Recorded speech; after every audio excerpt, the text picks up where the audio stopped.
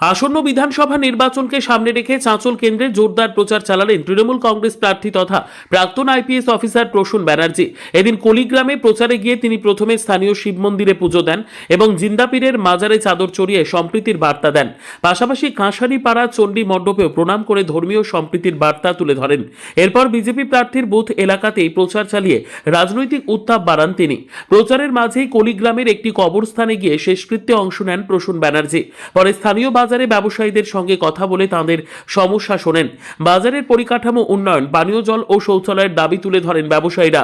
চায়ের দোকানদার থেকে টোটো চালক সব স্তরের মানুষের কাছে পৌঁছে ভোট প্রার্থনা করেন তিনি। তার দাবি, উন্নয়নের নিরিখে মানুষ জোড়া ফুলেই আস্থা রাখছেন। প্রচারের ফাঁকে বিজেপি প্রার্থী রতন দাসকে কটাক্ষ করে প্রসূন বলেন, সবাই তৃণমূলকেই সমর্থন করবেন, রোদে ঘুরে লাভ নেই, উনি বাড়িতে বসে বিশ্রাম নিন। নির্বাচন লড়াই করার অধিকার সকলের আছে, আর মানুষের উপরে আমাদের আস্থা আছে। আমরা মানুষের কাছে যাচ্ছি। মানুষের যেটা মোটামুটিভাবে যেটা বক্তব্য সেটা হচ্ছে যে সবাই জানে যে উনি হয়তো এখান থেকে মানে সেভাবে কন্টেস্টের মধ্যে নেই। এখন একটা দলের প্রতিদ্বন্দ্বিতা করছেন, ওনাকে তো ওনার কথা বলতেই হবে। পশ্চিমবঙ্গ, পুরো পশ্চিমবঙ্গে মমতা বন্দ্যোপাধ্যায়কে ভালোবাসে, সুতরাং কোনো জায়গাতেই অন্য কোনো কারোর গড় টর নেই। তিনি যেখানে থাকেন তার সেখানে কিছু মানুষ 10-20টা প্রতিবেশী পরিচিত থাকতে পারে, ওটা কোনো বড় ব্যাপার নয়। আমি ওনাকে বলবো যে উনি বিশ্রাম নিন, অযথা রোদের মধ্যে বেরিয়ে কষ্ট করার দরকার নেই। মানুষ তৃণমূল কংগ্রেসের সঙ্গে আছে, সৌজন্য বজায় থাকবে রাজনীতিতে। আমি কখনো কারোর বিরুদ্ধে অসৌজন্যমূলক কথা ব্যবহার করার পক্ষপাতী নই, যতক্ষণ না অন্য পক্ষ প্রভোগ করে সেটা করার জন্য বাধ্য করে।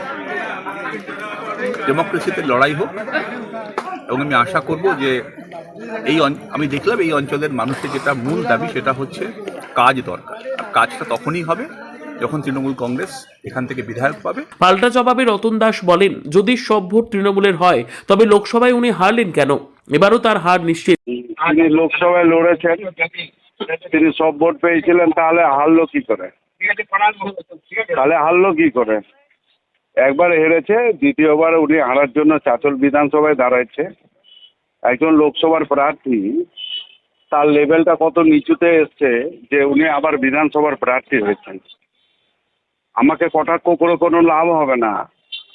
আমি পঞ্চায়েতের মেম্বার আছি, আমাকে পার্টি বিধানসভার প্রার্থী করেছে। উনি লোকসভায় লড়াই করার পরে উনি আবার বিধানসভায় হেরে যাওয়ার পরে বিধানসভায় লড়াই করছে। তাহলে ওনার যে লেভেল সেটা কতটা ডাউন হয়েছে না আপ হয়েছে এটা আমি বলতে পারবো না।